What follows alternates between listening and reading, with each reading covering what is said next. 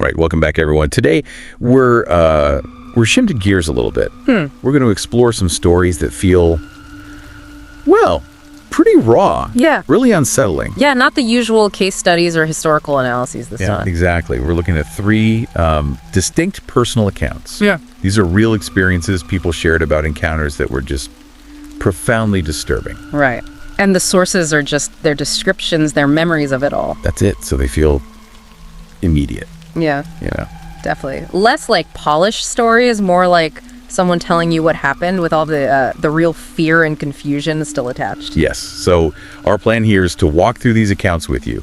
We want to pull out what makes them so chilling, those little details that stick with you, and maybe try to get a handle on why these kinds of encounters are so deeply unnerving. Exploring that psychological impact, right? How they tap into these really basic fears, even when you don't fully know what the threat is. Exactly. Okay, let's dive into the first one. This story comes from someone who, along with a friend, Brian, did a fair bit of urban exploration, mostly at night. Ah, okay. So they're already stepping into places most people would steer clear of, especially after dark. Sets a mood. Right. And it was one Thursday night. They picked this old hospital, or maybe an asylum, wasn't totally clear, abandoned for decades, about half an hour from home. Why was it still standing? Apparently, just really secluded and, super expensive to demolish. Gotcha. So the setting itself, secluded, huge building, dark, empty parking lot. It's almost like a stage set for feeling anxious. Totally. They mentioned rumors, maybe gangs used it, but they didn't see any security. Getting in was, almost too easy. Just a broken window, looked like others had used it. Yeah. But even for them, people used to this stuff, the vibe inside was immediately creepy. You're stepping into decay, aren't you? Not just physical decay, but that heavy feeling of abandonment, neglect. It can feel kind of oppressive. Yeah. They decided to go all the way up, top floor. Yeah. And it was sketchy. Holes in the floor, creaky soft spots. They were genuinely worried about falling through. Wow. So you've got that physical danger adding to the psychological creepiness. Literally unstable ground. And then these doorways. Just opening into pure blackness. Dark nothingness, he called it. Right. That every time they pointed a light down one, they had that thought. Yeah. Someone or something could be in there. Yeah. So what do? They decided to go all out, set up a Ouija board, candles, right there on the top floor. Oh, wow. Okay. Lit the candles, hands on the planchette, tried to make contact. The narrator was clear they weren't messing around, not pushing it themselves. Even if you don't believe in it, doing that in that place, it definitely primes you. It makes you hyper aware. You're basically inviting something to happen. But it didn't. The planchette didn't move. Nothing. He thinks maybe something interrupted them. Oh. Because right then, they heard it. A noise. A creaking noise. Coming from a dark room nearby. Ugh. Sound. In a place like that, any sound is magnified, isn't it?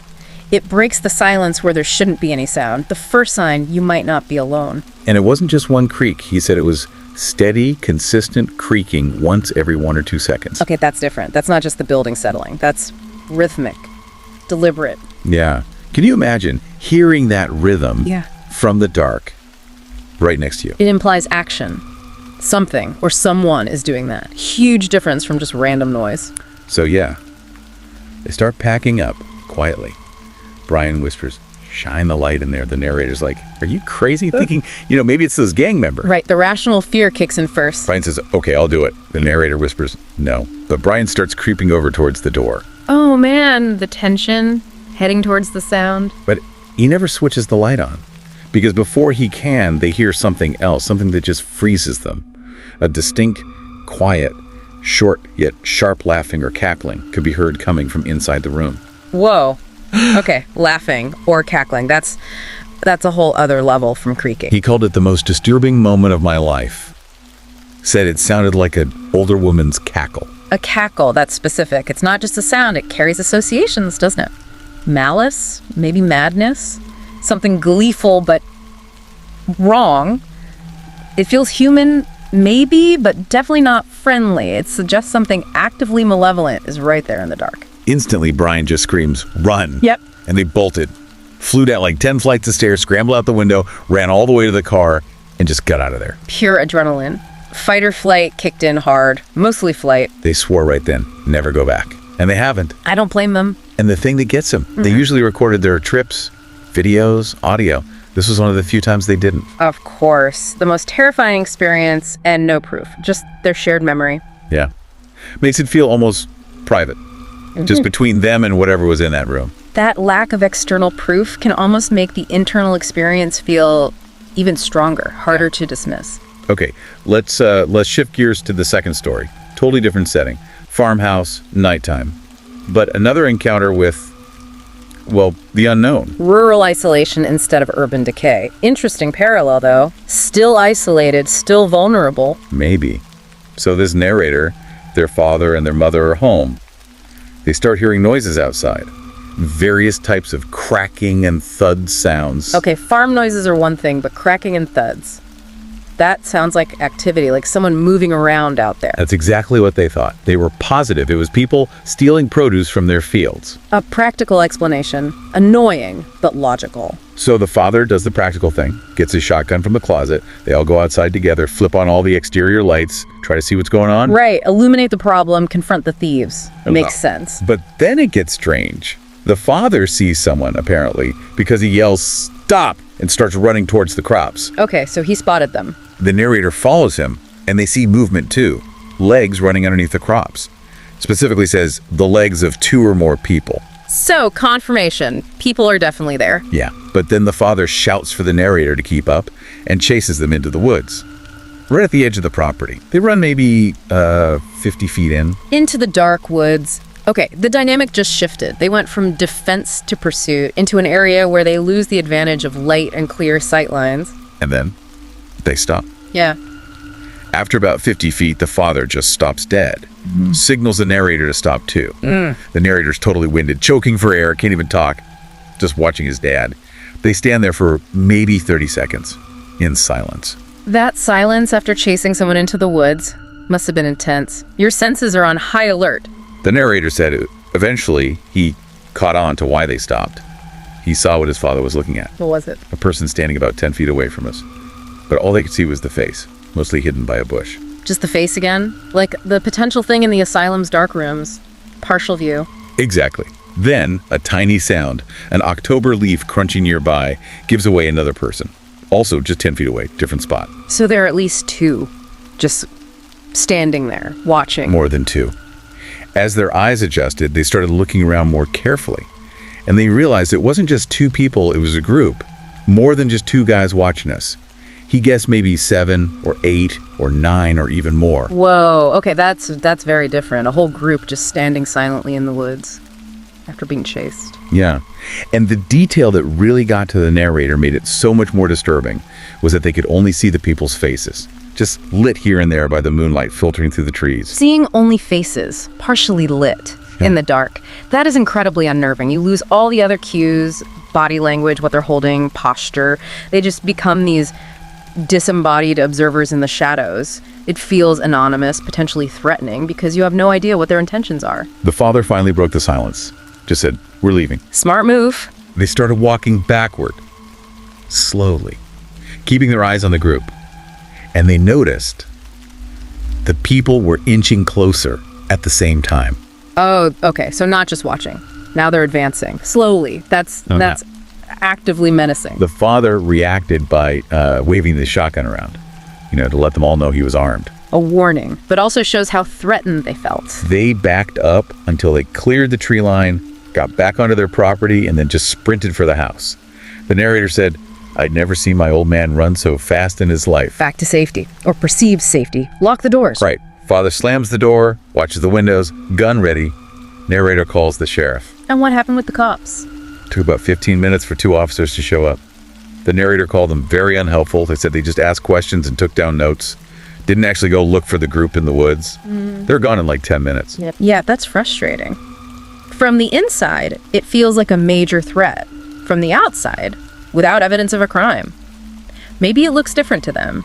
That gap between experience and official response is common in these weird situations. True. The narrator kind of summed it up like, well, ultimately didn't matter because by the next day nothing happened, so we assumed it was over, and it was. No follow-up, nothing. So it just hangs there. Who were they? What did they want? Why just watch and then creep closer? The lack of answers is almost as unsettling as the event itself. Yeah, that unresolved feeling. Okay, let's get to our third story. This one happens on a road trip. Narrator and a friend driving late South Carolina to Jersey. Long haul. Late night driving has its own kind of isolating feel sometimes. And they had an unexpected stop. Somewhere in Maryland, the friend gets hit with, the narrator says he had the runs, needed a bathroom right now. Oh boy. Emergency stop. So they pull off the highway, end up in this desolate town, trying to find somewhere, anywhere. Desolate. Not a comforting word. Sounds like it wasn't. Almost no traffic, stores dark, like a ghost town. Narrator said it got quieter and creepier the further they drove from the highway. Finally, they spot a small, 24-hour, ghetto-looking Dunkin' Donuts. Okay, somewhere open at least. Yeah, but it was sort of an outlet place, and the parking lot was basically hidden around back. Hidden, like out of sight. That's the impression. He says, and not a single other car, and so hidden that nobody would ever find it unless they were looking for it. Wow. Okay, so complete isolation again. If something goes wrong back there, you're really on your own. The narrator definitely felt that. Called it a sketchy area, begged the friend to be quick. And the friend? The friend, apparently trying to be funny, cracks a smile, says he'll be no less than half an hour, and runs off around the building to find the bathroom. Ah, great timing for jokes. Leaves the narrator alone in the car in this creepy hidden lot. Pretty much. So, narrator's in the car, windows up, doors locked, but they're also feeling motion sick from the drive. So they figure, okay, wouldn't hurt to step outside for a half a minute just to get some fresh air. They get out, but they're alert, constantly examining my surroundings. Sensible. Checking things out. Took a moment, looking around the empty lot, to notice somebody standing all the way down at the far side of the parking lot. Uh-oh. Not empty anymore. And even though it was dark, they could tell the person were facing the direction of the car. So they see the narrator. They're being watched. That was it. Narrator immediately jumps back in the car, locks the door again, thinks, I guess that was a bad move. Why bad? What happened? Because the second they got back in the car, the person started walking towards them. Slowly, yet menacingly. Slowly. There's that slow approach again, like in the woods. It feels deliberate, doesn't it? Gives you too much time to think, to get scared. Yeah. The narrator wondered if maybe getting back in the car looked like cowardice, made them seem like an easy target. Panic mode kicks in. They start texting the friend who has the car keys, come back, NWA. Someone's walking towards the car. No. Stressed that the person was getting closer, slowly but surely. Oh, man. Trapped in the car, keys are gone, threat approaching. That's helpless. Waiting for that text back. Said it was like waiting for a reply from a crush, just desperately stared at the screen. Emma. Friend texts back, wait for real. Yep. Narrator, yes. Friend, still trying to be funny apparently. Shit, laughing my ass off, all right, be right out. Yeah, funny. Narrator texts back, this is serious, dude. By now, the person is maybe only a couple hundred feet away. Getting close. Narrator was actually about to get out of the car and run. The tipping point. Staying feels riskier than running. But just then, the friend came running around the building just in time. Phew. Friend saw the guy approaching right away, jumped in the car, and they took off with only seconds to spare. Wow, close call. They drove a couple blocks, pulled over to catch our breath and discuss. Narrator's heart is pounding, still in panic mode. The friend started finding it funnier and funnier the further away they got. Huh. Different ways of processing, I guess. Relief hits people differently. Yeah. Narrator said later, far enough into the ride, they could laugh too. But that feeling stuck. They said, still it was scary, and still is scary to think about what would have happened if that person made it to the car. And that's the core of it, isn't it? Yeah, that question. Maybe nothing. Maybe he just wanted change, or maybe a lot worse. Exactly. The ambiguity. Was it danger? Was it nothing? Because they escaped before finding out, the mind just keeps playing out the worst possibilities. That uncertainty is what makes it stick. It's an unresolved threat. Okay, so let's try and pull these threads together. 3 really different stories, right? Abandoned asylum, woods by a farm, hidden parking lot. But what's the common ground here? What connects these experiences? Well, the locations, for one. They're all isolated, aren't they? Places off the beaten path, derelict, or just empty. Places where the normal rules, the usual sense of safety you get from being around other people, kind of evaporates. You're exposed. Yeah, vulnerability seems key. And then there's the encounter itself. In every case, the presence, whether it's a sound, faces, a figure, it's unknown. And it's almost always partially hidden or seen unclearly. Legs that are crops, faces in shadow, a distant figure, something in a dark room. You never get a good look.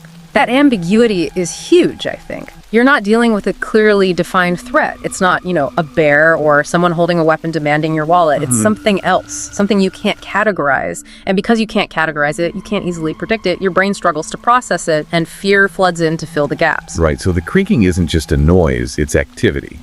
The cackle isn't just a sound, it's malice. The faces aren't just people, they're watchers. The slow walk isn't just movement, it's intent. We project the worst onto the unknown. Precisely.